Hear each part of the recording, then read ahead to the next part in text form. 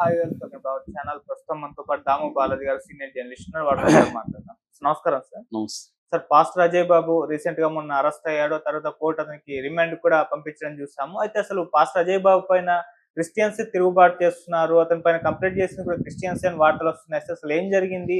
Christians ఎందుకు అతని పైన తిరుగుబాటు చేస్తున్నారు? అతను కూడా క్రిస్టియన్ అయ్యండి, ఏం జరిగింది సార్? ఈ మధ్య కాలంలో కొంతమంది పాస్టర్లు చాలా రెచ్చిపోతూ మాట్లాడడం, వాళ్ళ స్వప్రయోజనాల కోసం జరుగుతుంది. దీనివల్ల క్రిస్టియానిటీ మొత్తంగా కూడా ఇబ్బందుల్లో పడుతుంది. ఎందుకంటే ఈ దేశంలో మైనారిటీలు, Christians and Muslims, majority Hindu మతం ఇవాళ కండిషన్లు ఎలా ఉన్నాయంటే బీజేపీ వచ్చిన తర్వాత చాలా అగ్రెసివ్గా ఉన్నారు. అంతకుముందు రాముడు, ఆంజనేయులు వీళ్ళంతా సాత్వికంగా ఫోటోలు ఉంటే ఇవాళ రౌద్రంగా వాటిని మార్చేశారు. సో ఆ స్థాయిలో దేవుళ్ళను కూడా మిలిటరైజ్ చేసేసి ఒక అగ్రెసివ్ హిందూయిజం అనే దాన్ని తీసుకొచ్చి హిందువులకి ముస్లింలు, క్రిస్టియన్లే ప్రధాన శత్రువులైనట్టుగా మార్చేసి చేయడం అన్న ఒక పొలిటికల్ గేమ్ అనేది గత 15 yearsగా ఇండియాలో జరుగుతుంది. ఈ కాంటెక్స్ట్లో హేతువాదులు కావచ్చు, లేకపోతే కమ్యూనిస్టులు కావచ్చు, లేకపోతే ఇతర మతాలు కావచ్చు, హిందూ మతాన్ని విమర్శించేటప్పుడు కొంత కాంటెక్స్ని దృష్టిలో పెట్టుకొని బ్యాలెన్స్గా మాట్లాడాలి. మన మన పర్పస్ ఏంటి? మనం అమాయక హిందువుల్ని ఈ ట్రాప్లో పడకుండా కాపాడడం, వాళ్ళకి రియల్ సమస్యలైన గుడ్డ లేకపోతే లైవ్లీహుడ్ నీడ్స్ వీటి మీద ఫోకస్ చేయాలి అన్నదాన్ని, యాస్పిరేషనల్ యూత్ని అడ్రస్ చేయడం, అంటే రియల్ సమస్యలు, ప్రజలకు ఉన్న రియల్ సమస్యల మీద పోరాటం ద్వారా వాళ్ళ మనసుల్ని చూరగొనాలి తప్ప వాళ్ళని హేళన చేయడం, వాళ్ళని దేవుళ్ళని ఇచ్చేయడం ద్వారా మరింత దూరం చేసుకుంది. ఇది కమ్యూనిస్టులు కానీ హేతువాదులు కానీ చేస్తున్న తప్పులు. దానివల్ల మనం మరింత వాళ్ళకి దూరం అయిపోయాం. దాన్ని క్యాప్చర్ చేసుకుని ఆర్ఎస్ఎస్ కానీ ఇతర హిందూ మతతత్వ సంస్థలు దాన్ని క్యాప్చర్ చేసుకుని, ఈ నేపథ్యంలో ఏం జరుగుతుందంటే గత కొంతకాలంగా ఇక్కడ మన కాంటెక్స్ట్ చూసుకున్నప్పుడు ఈ పాస్టర్లు అనేవాళ్ళు ఇవన్నీ పక్కన పెట్టేసి వీళ్ళు తమకు అనుకూలంగా తాము పాపులర్ ఓవర్ నైట్లు అవ్వాలి కాబట్టి ఒక వీడియో చేస్తే పాపులర్ అయిపోవచ్చు. హిందువుల్నిగా ఒక వీడియోలో తిడితే నిన్ను తిడుతూ ఒక 100 మంది హిందూ బ్యాచ్ వీడియోలు చేస్తారు, దాంతో నువ్వు పాపులర్ అయిపోవచ్చు. ఈ యాంగిల్లో వీళ్ళు చేయడం మొదలుపెట్టారు. దీనివల్ల ఏమైంది, ఇది క్రిస్టియన్స్కి అందరికి కూడా ఇబ్బందిగా మారిపోయింది. వాళ్ళ క్రిస్టియన్స్లో మెజారిటీ, వాళ్ళ క్రిస్టియన్ అయినా ఏ మతంలో అయినా మెజారిటీ ఏం చేస్తారు, వాళ్ళ నిత్య జీవితంలో వాళ్ళు పోరాడుకుంటూ వాళ్ళ జీవితాల మీద వాళ్ళు ఫోకస్ చేసుకుంటూ వెళ్తారు. మెజారిటీ ఎవరు కూడా ఇంకొక మతస్థుల్ని చంపాలనో నరకాలనో ఎవరు అనుకోరు. కానీ ఈ రాజకీయంగా మాత్రమే ఇవన్నీ చేస్తున్నారు. ఈ నేపథ్యంలో ఇక్కడ ఏమైందంటే ఇటువైపు కూడా పాస్టర్లు ఇవన్నీ పక్కన పెట్టేసి వీళ్ళు ఇంకా రెచ్చిపోయి హిందూ దేవుళ్ళని అవమానకరంగా మాట్లాడడం, కించపరుస్తా మాట్లాడడం, ఇవన్నీ మొదలు పెట్టేశారు. ఇది సెన్సేషనలిజానికి దారి తీస్తుంది అన్నమాట. అలాంటి వాళ్ళలో అజయ్ బాబు కూడా ఒకడు. అజయ్ బాబు మన ఛానల్లో కూడా చాలాసార్లు మాట్లాడాడు. సో అతను ఏంటంటే అన్ఫిల్టర్డ్ లాంగ్వేజ్ వాడడం, దేవుళ్ళని, హిందూ దేవుళ్ళని, ముఖ్యంగా రాముడు ఇలాంటి వాళ్ళని గురించి బ్యాడ్గా కామెంట్లు చేయడం, ఇది జరుగుతుంది.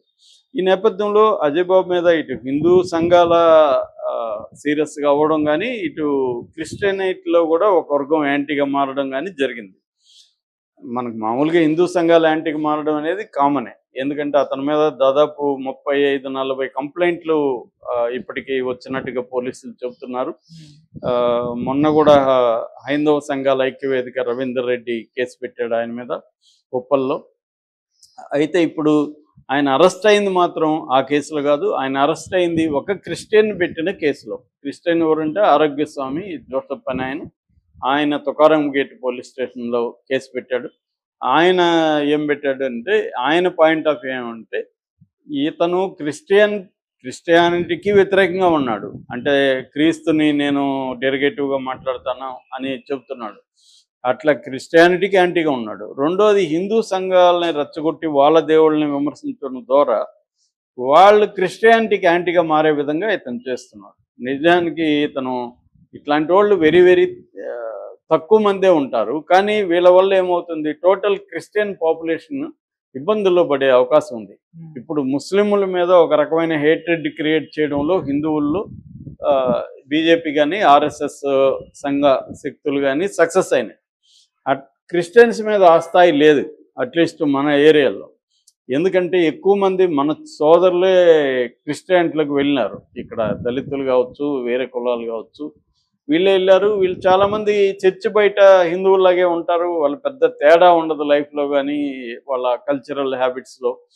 కాబట్టి వాళ్ళ మీద అంత ఇది లేదు. రెండోది వాళ్ళ ఓట్లు కూడా జనాలకు కావాలి కాబట్టి, ఎక్కువ మంది దళిత్స్ క్రిస్టియానిటీలో ఉంటారు కాబట్టి, క్రిస్టియన్ మీద అటాక్ చేయడం అంటే దళిత్ మీద చేయడం కాబట్టి, దళితులందరూ యాంటీగా మారే అవకాశం ఉంది కాబట్టి, పొలిటికల్ పార్టీలు కూడా సంయమనం పాటిస్తుంటాయి. ఓకే.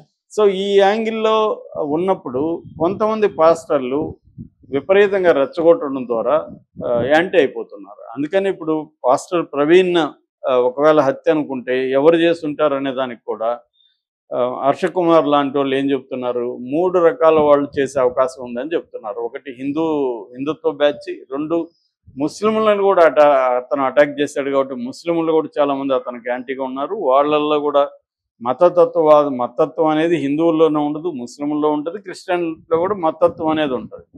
సో అలాగే వాళ్ళు చేసి ఉండొచ్చు. మూడవ వర్గం క్రిస్టియన్స్లోనే ఒక వర్గం కూడా ప్రవీణ్ని హత్య చేసే అవకాశం ఉందని కూడా ఆయన చెప్తున్నాడు.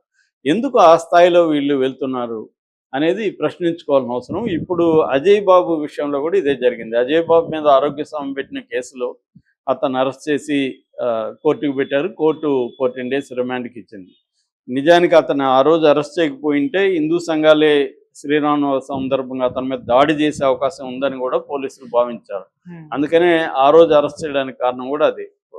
ఇతను అరెస్ట్ చేసి జైల్లో పెట్టకపోతే రేపొద్దున ఇబ్బంది అని. జైళ్ళల్లో కూడా ఇట్లాంటి వాళ్ళని కాపాడుకోవడం గార్డులకు కొద్ది కష్టం. జైల్లో కూడా హిందుత్వ బ్యాచ్ ఎక్కువ ఉంటారు. అందుకని ఇలాంటి వాళ్ళని సపరేట్గా జైల్లో సెల్లో పెట్టడం, సేఫ్గా ఉన్న సెల్లో పెట్టడం, మిగతా వాళ్ళని బయటికి తీసినప్పుడు వీళ్ళని బయటికి తీయకుండా మిగతా వాళ్ళు లోపల ఉన్నప్పుడు మాత్రం బయటికి తీయడం, ఇలాంటివి జైల్లో కూడా చేయాల్సి వస్తుంది. అది కూడా తలనొప్పి, అక్కడ కూడా రిస్క్.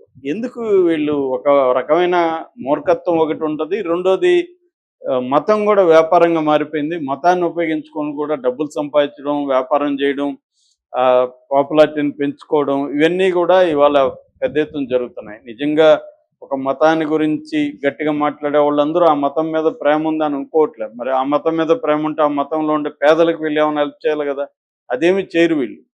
ఇదేంటంటే వీళ్ళు పాపులారిటీ దీన్ని ఉపయోగించుకుని డబ్బులు ఎలా సంపాదించాలన్న యాంగిల్లోకి వెళ్ళిపోయింది. ఈ యూట్యూబ్ ఛానళ్ళు, వెబ్సైట్లు వచ్చినాక ఇది ఇంకా ఎక్కువ పెరిగిపోయింది. ఎందుకంటే ఓవర్ నైట్లో పాపులర్ అయిపోవచ్చు.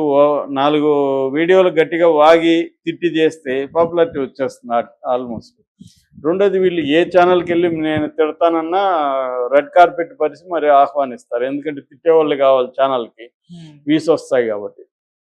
అలాగా ఇప్పుడు ఇతని మీద క్రిస్టియన్లోనే ఒక వర్గం తిరుగుబడుతున్నట్టుగా మనకు అర్థమవుతుంది. ఆరోగ్య స్వామి కూడా అదే చెప్తున్నారు. మా క్రిస్టియన్లు చాలామంది అజయ్ బాబుకి యాంటీగా తయారయ్యారు. అతన్ని వీళ్ళే కొడతారు, హిందువులు కొట్టాల్సిన పని లేదు, క్రిస్టియన్లే కొడతారు అనేది కూడా అంటున్నారు.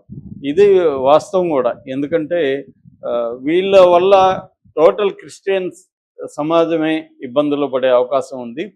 ఈ అజయ్ బాబు లాంటి వాళ్ళల్లో వీళ్ళ మతాన్ని గురించి చెప్పచ్చు, కానీ హిందూ మతాన్ని కించపరచడం, హిందూ దేవుళ్ళని కించపరచడం, లేకపోతే ముస్లిం ప్రవక్తని అల్లాని కించపరచడం, ఇవి చేయకూడదు.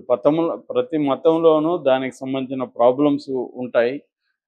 దాన్ని మనం ఎత్తి చూపించడం అనేది ఒక పద్ధతిలో ఎత్తి చూపించవచ్చు, కానీ దాన్ని హర్ట్ అయ్యే విధంగా మనం ఈ మాట మాట్లాడితే వాళ్ళు హర్ట్ అవుతారా లేదా అనేది ఆలోచించుకోవాలి. హెక్కిల్ చేయడం, గేలి చేయడం, నీచం అని చెప్పడం, దుర్మార్గం అని చెప్పడం, లేకపోతే అవమానకరంగా మాట్లాడడం, ఇది కరెక్ట్ కాదు.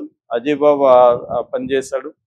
సో అందుకని ఇప్పుడు అతనికి హిందువుల నుంచి ఎంత